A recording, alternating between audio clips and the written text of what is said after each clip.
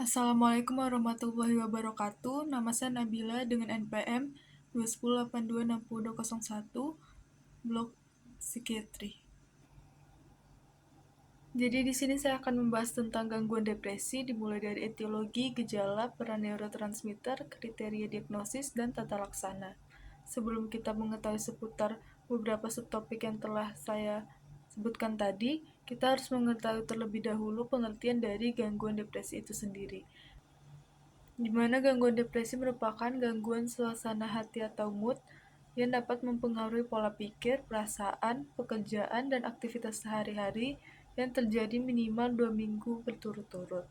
Di mana terdapat banyak etiologi yang menyebabkan gangguan depresi itu sendiri, yaitu seperti faktor genetik, biologis, dan psikologis. Untuk faktor genetik sendiri, kita tahu bahwasannya peningkatan risiko depresi itu akan jauh lebih tinggi apabila terdapat keluarga yang memiliki gangguan depresi. Nah, untuk faktor biologis itu misalnya penyakit neurodegeneratif seperti penyakit Alzheimer, penyakit Parkinson, kemudian bisa juga karena stroke, multiple sclerosis, encephalitis, tumor otak, delirium, hipotiroidisme, kejang, dan kanker. Nah, selain itu ada faktor psikologis, yaitu seperti kematian orang terdekat, pelecehan, kekerasan, masalah keuangan, dan lain-lain. Nah, setelah mengetahui apa saja etiologi yang dapat menyebabkan gangguan depresi, kita juga perlu mengetahui apa saja gejala yang ditimbulkan dari gangguan depresi itu sendiri. Nah, gejalanya itu terbagi menjadi dua kelompok besar, yaitu gejala mayor dan gejala minor. Di mana gejala mayornya ini terdiri dari mood depresif, hilang minat, dan rasa lelah. Kemudian untuk gejala minor itu disingkat menjadi SIGECAPS, di mana S-nya itu sleep merupakan gangguan di mana pasien depresi ini akan sulit tidur atau susah tidur. Kemudian I-nya itu interest, yaitu pasien depresi cenderung hilang minat. Kemudian G-nya itu guilty, di mana pasien depresi ini cenderung merasa bersalah, merasa semua hal itu dikarenakan oleh kesalahannya.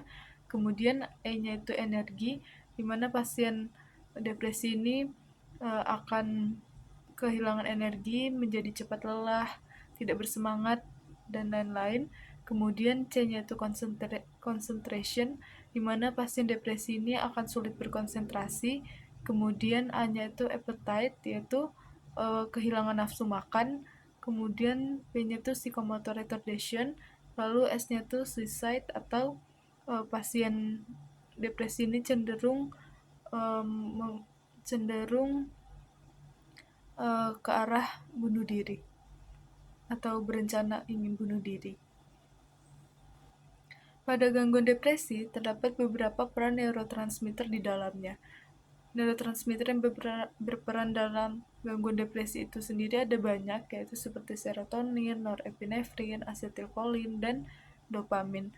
Nah, semua neurotransmitter tersebut berkontribusi dalam terjadinya gangguan depresi.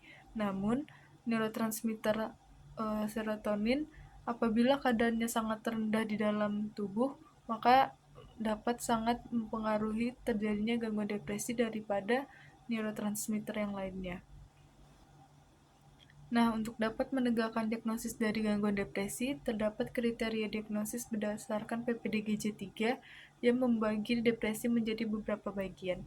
Yang pertama adalah depresi ringan, di mana pada depresi ringan akan dijumpai 2 kriteria mayor dan 2 kriteria minor. Kemudian yang kedua ada depresi sedang, di mana akan dijumpai 2 kriteria mayor ditambah 3 kriteria minor. Lalu untuk yang ketiga itu ada depresi berat tanpa psikotik, di mana akan dijumpai gejala 3 mayor ditambah 4 minor. Kemudian pada yang terakhir itu depresi berat dengan psikotik, di mana akan dijumpai 3 gejala mayor tambah 4 gejala minor ditambah gejala psikotik. Nah, untuk gejala mayor dan minornya itu sudah saya sebutkan, seperti gejala mayornya itu mood depresif, hilang minat, rasa lelah. Kemudian untuk gejala minornya itu seperti susah tidur atau tidak bisa tidur, kehilangan minat, rasa bersalah, tidak semangat, konsentrasi menurun, hilang nafsu makan, psychomotor retardation, bunuh diri. Dan untuk gejala psikotiknya itu seperti halusinasi, waham, dan lain-lain. Setelah mengetahui bagaimana cara mendiagnosis gangguan depresi, kita perlu juga mengetahui bagaimana cara mentata laksana gangguan depresi. Untuk tata laksana dari gangguan depresi itu sendiri terbagi menjadi dua, yaitu farmakologi dan non-farmakologi.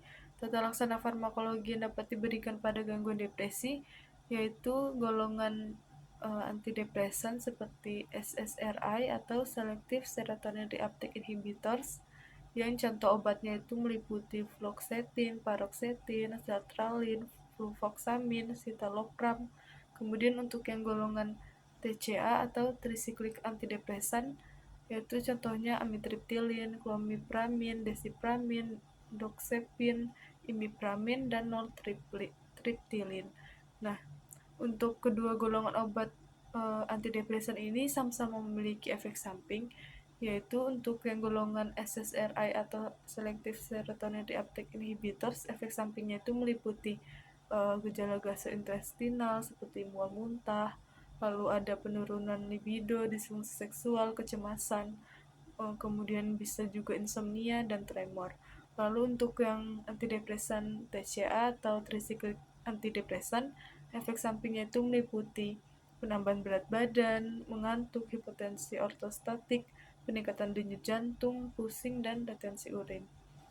Kita juga bisa memberikan tata laksana non-farmakologi seperti psikoterapi yang dapat membantu pasien dalam meningkatkan kualitas hidupnya dengan mengenali permasalahan diri serta membentuk perilaku yang positif dalam menghadapi masalah yang menjadi penyebabnya depresi.